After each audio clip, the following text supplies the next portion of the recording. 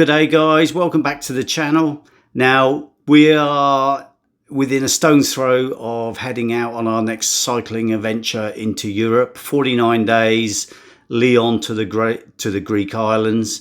Now in this video I want to give you the 5 steps that I use to help plan this trip. Step 1, research and planning. Now I've said this before, I'm not the person that just takes off on a trip like this without any sort of research and planning. And for it to be successful, there are some people out there that are going to disagree with me, but you have to research and plan.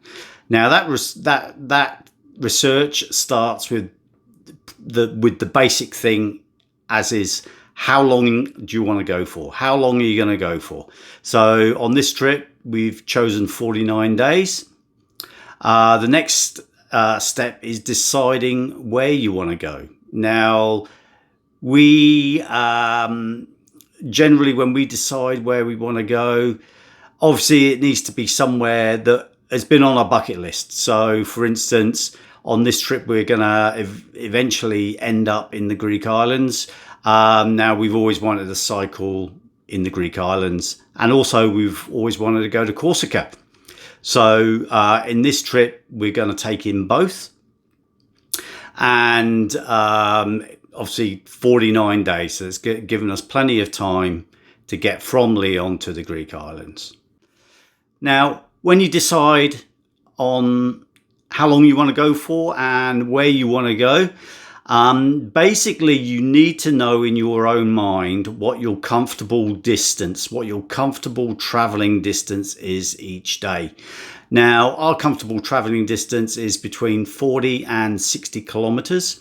Now, we're not that type of cycle tourists that like to bang out 100 kilometers a day, and when you get to the campsite at the other end, you're absolutely knackered and all you want to do is go to bed. So 40 to 60 is a great sort of distance for us each day. That gives us enough time to stop, take pictures along the way, enjoy the route, have coffee, have lunch, and in return, obviously get to the campsite or the destination at a reasonable time for us to enjoy that location. Now, normally we like that time to be about 1 or 2 o'clock in the afternoon. So by the time you've got your tent up, etc., it's probably an hour later. So that gives us enough time to go out and enjoy a location, have dinner, and basically enjoy the trip. I'll give you an example. Last year we were in a campsite in Green on the Danube River. We'd cycled 60 Ks. We left early at 7 o'clock in the morning. That's about the normal time we leave. We got into Green about lunchtime, it was about 60 Ks. It was red hot, 36 degrees.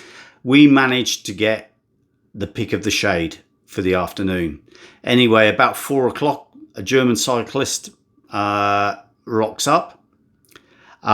He'd cycled 100 kilometers, hadn't started till 9 o'clock, and he was more or less delirious. He basically couldn't walk in a straight line. And to us, that is not fun. So our ideal distance is 40, 60 kilometers a day. And then that can give you a rough idea of how long it's going to take you to cycle that particular trip. Now, step 2, finances. Now, we started saving for this trip pretty much the week after we got back off the last one. So the 1st of August last year, we started saving $400 a week between us. And so that gave us a budget over the year of about $20,000. Now, our flights from Australia to Lyon were $6,500. So that gave us a fair bit of contingency for things like hotels, campsites, a hire car, because we will have a hire car at one point, just to cover the distance. and things like ferries. We're taking a lot of ferries on this trip. Obviously, there's a lot of island hopping and such like. So that has given us enough of a contingency to enjoy our trip. Now, saving. How have we saved for our trip? Now, what we've done is, as I said, $400 a week between us. But what we've also done is Qantas in Australia, they have a really good frequent flyer program, no matter what the press say. And it allows us, we can shop at our local grocery store, which is Woolworths over here. And we get Qantas frequent flyers when we buy groceries. And also with fuel, so Woolworths fuel, BP fuel, we can get Qantas frequent flyers. And over the year, that we've equated about 120,000 Qantas frequent flyers between us.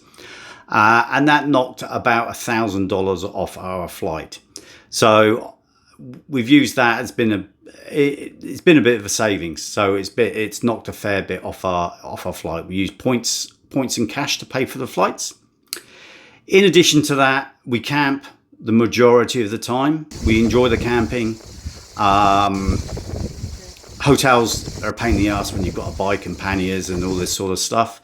And we just enjoy the camping. It's easier. You're out in the fresh air. You meet other people, and it's just a really enjoyable way to do it. But obviously, camping is considerably cheaper than spending the night in a hotel.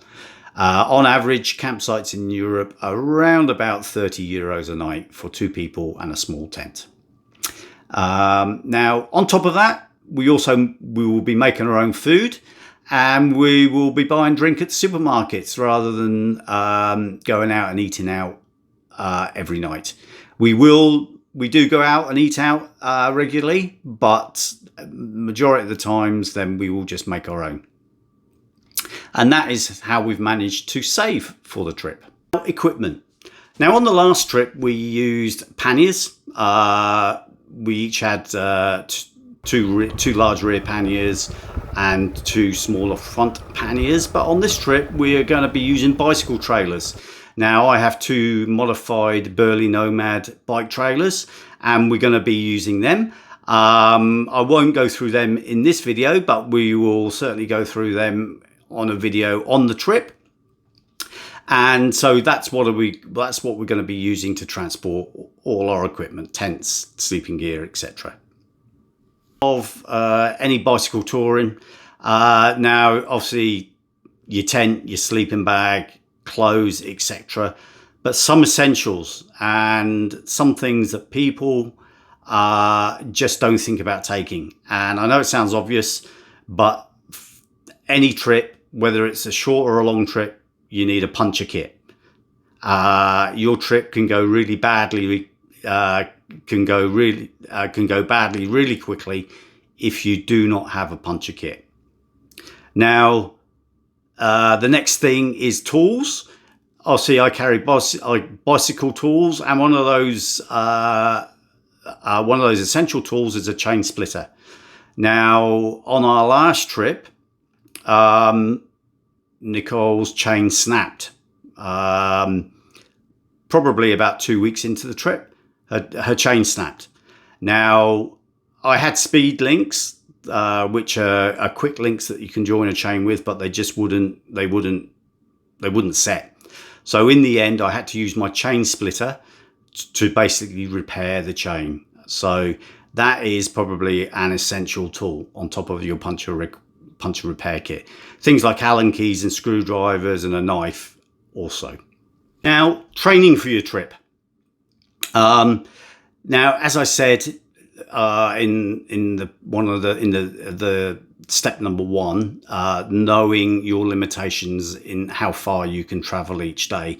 Now, the only way that you're going to know how to do this is by practicing cycling your bike with all your gear fully loaded, so that you can go out and know that to do a 60k trip with all your gear is doable. Now, it may not be doable for you, and you just adjust your trip accordingly. If you've got to do a lot of Ks, then fair enough, you may have to hire a car or get on a train or get some public transport.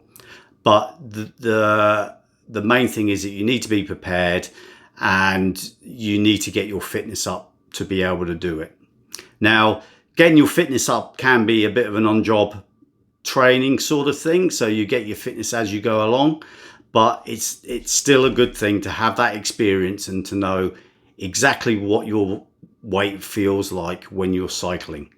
And not just on a clear sunny day, but also on a windy day, up hills, etc. Now, how do you deal with a tough day? Now, we all have this little voice in our head that tells us that we can't do things. And really, you have to have the overriding part of that. You have to be able to override that voice and say, I'm going to get there. Be quiet. I'm not listening to you. I'm going to get there.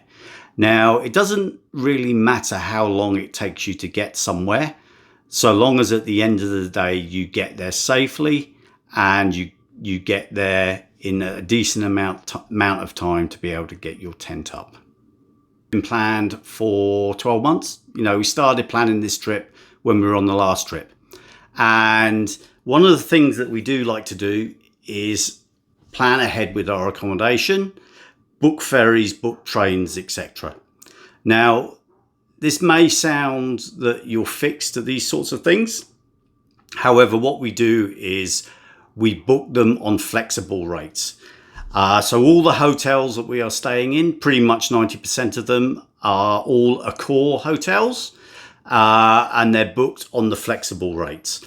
So it allows us to cancel that hotel right up until the day that we're due to arrive. Now, it does cost more money. Yes, only maybe 20 euros per night. However, it gives you that peace of mind. The train tickets that we get are all changeable, and all the ferry tickets that we have are all changeable. So that if something does go pear-shaped, we have that flexibility to be able to change our itinerary. Now, this did happen last year.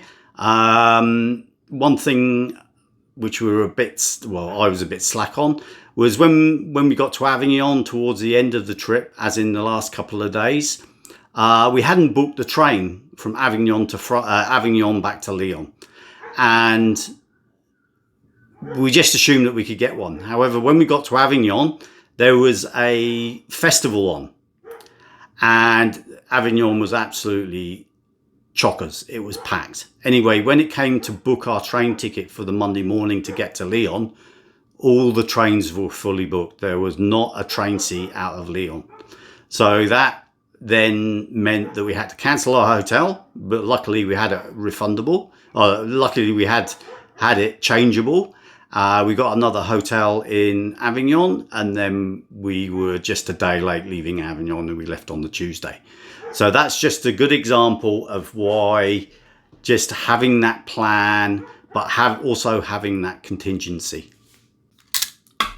Also, what I've done is I use Google Maps just to save the locations of all the hotels and the campsites in Google Maps, so that we have access to them. We know exactly where they are.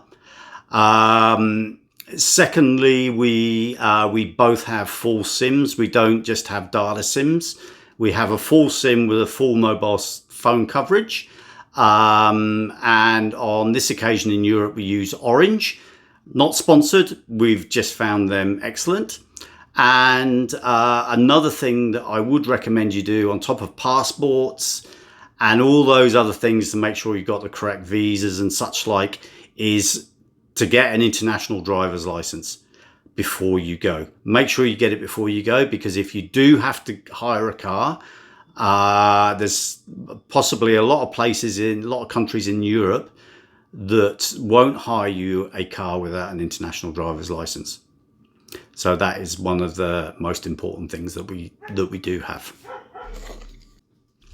In conclusion, like I said, planning is the most important thing. Like I say, been planning this since for 12 months. this trip for 12 months, and it's finally come together. We did our last connection about a month or so ago, so it does take time. So for instance, the ferries in Europe, normally they don't open up until Christmas or the New Year, so we've had to wait to the New Year to be able to book those ferries. In the military, we have the saying, prior preparation prevents piss poor performance. And that is something that I would recommend to you, to make sure that your trip goes to plan and is enjoyable for you. There's nothing worse than being stressed. So if you take anything from this video, please be prepared. Now, this concludes this video. I hope you've enjoyed it. We are leaving in 3 days. Our flight, we fly from Brisbane on a Qantas flight with Emirates via Dubai into Lyon. And please check in next week for our first week on the road. So thanks for watching. I hope you've enjoyed it. Please like and subscribe. Hit that notification bell for videos during our trip. And we will see you in Lyon and in France.